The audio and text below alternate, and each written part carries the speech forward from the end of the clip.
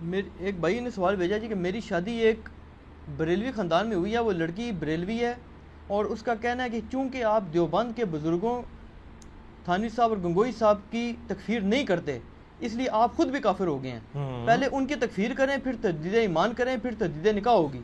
یہ کہہ کر وہ اپنے میکے جا کر روٹ کر بیٹھ گئی ہے. ویسے میں حیران ہوں جی، خواتین بھی اتنی کٹر ہیں. سر جب آپ نے ایک جذباتی ڈاکٹرائن لوگوں کو دی ہے، ٹھیک ہے نا جی، یہ پریکٹیکل ہے، یہ کوئی جعلی سوال نہیں ہے، یہ انڈیا سے ای میل آئی ہوئی ہے بھائی کی، اور 2018 فروری میں اس کی شادی ہوئی ہے، ٹھیک ہے نا جی، اور یہ ای میل مجھے آئی تھی. میں نے اپنی وائف کو ساتھ بٹھا کے میں کہا ویک تو کہنی ایویں لگے رہنا. او بھائی کروڑوں لوگوں کی مت ماری ہوئی ہے مولویوں نے، کیونکہ میں نے آج ہی آپ کو حسام الرحمن سے حوالہ نہیں دیا. یہ احمد بریلوی صاحب نے لکھا ہے نا کہ ان کے کفر میں شک کرنے والا بھی کافر ہے. حالانکہ یہ بھی ہو سکتا تھا کہ ہو سکتا ہے ان کو مرنے سے پہلے توبہ نصیب ہو جائے، یہ کچھ ہو جائے.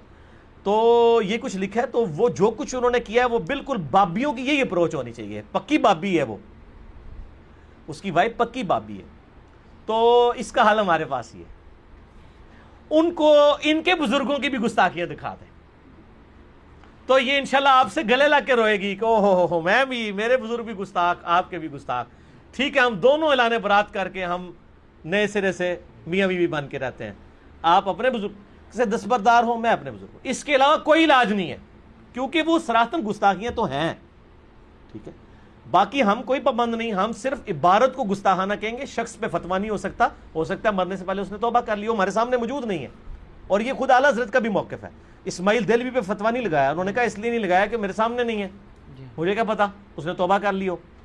تو میرے بھائی اس کا علاج ہے 71B، انڈیا اور پاکستان کے بزرگوں کی 19 گستاخانہ عبارات کا تحقیقی جائزہ. اب میں اس بھائی سے ریکویسٹ کروں گا کہ اپنی بیوی کو ساتھ بٹھا کے یہ لیکچر دکھائیں. انشاءاللہ جب لیکچر ختم ہوگا نا تو آپ اس پہ تجدید ایمان پیش کریں گے کہ آپ جن بزرگوں کے ماننے والے ہیں اور جن کے نام کے اوپر باقیوں سے لڑ رہے ہیں، انہوں نے بھی یہ گستاخیاں کی ہوئی ہیں. تو انشاءاللہ پتہ چل جائے گا. ٹھیک ہو گیا؟ اگر انہوں نے کلمے والے معاملے کیے ہوئے ہیں تو انہوں نے بھی کلمے والے معاملے کیے ہوئے ہیں. ٹھیک ہے نا، کلمے دونوں کی ڈاؤٹ فل ہیں.